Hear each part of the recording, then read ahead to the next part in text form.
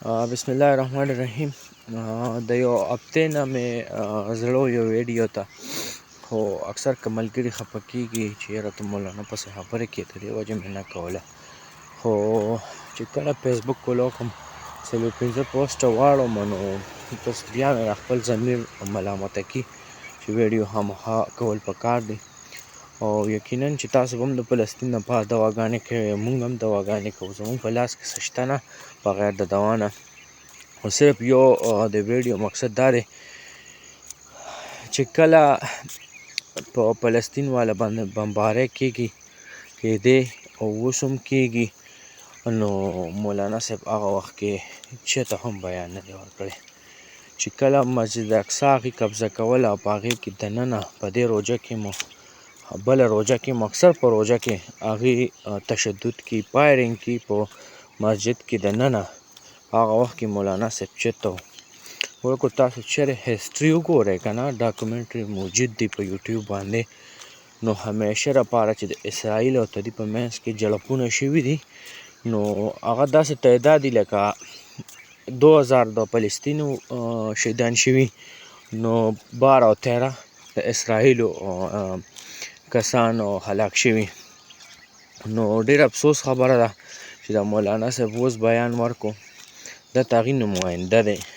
په معذرت سره که چېرې دا تدې نماینده نه وي، دی په حکومت کې نو ده څه خبرې هغې پسې نه دي کړي، اسرائیل پسې چې ته څه خبرې نه دي کړي. اوس هم دله پکار اسرائیل ته دغه کول پکار و، اسرائیل له پیغام ورکول پکار و، ځکه موږ مسلمانان یو، موږ نه یو خبر، خو موږ ولاړ یو، هغه زموږ وروڼه دي، موږ یې خپل فیسبوک نه شیر کوو، موږ یې سره ولاړ یو.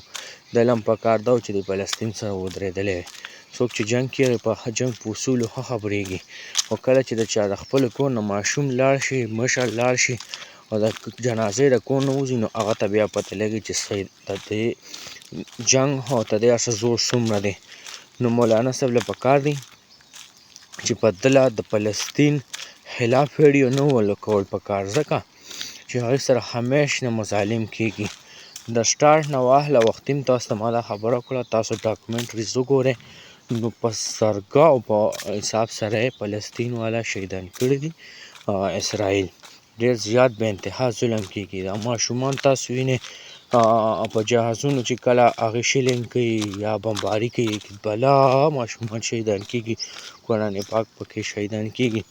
هغه وخت کې مولانا چېرته هم نه دی راپاڅېدلی چې یاره اسرائیل خلاف یې ویډیو کړي، یا دی خو اوسه پورې په حکومت کې وه، نو دله پکار و چې ده څه قانوني چاره کړې وې، څه لاره ایستې وې. څنګه چې د عمران خان سټیټمنټ تاسو کتلي وې څو پیړۍ چې عمران خان ته هغه د تسلیمېدو نه مکمل انکار کړی دی، او دا یې ویلي دي چې دوی په اسرائیل په ناجایزه طور باندې په فلسطین باندې قابض شوي دي. د ویډیو مقصد دا دی چې مولانا صاحبو سپورټرانو ته دا خواست کومه چې دا پرېږدئ، دی د خپلو مفادو لپاره لګیا دی، د مفاد دی، دا اسلامي طور باندې نه دی. لکه خلک وایي دا علم دی، دا هسې ګپ خبرې دی. یعنې په دې حالت کې به د فلسطین لپاره ویډیو کړې وه، ده به د اسرائیل لپاره ویډیو نه وه کړې. والسلام.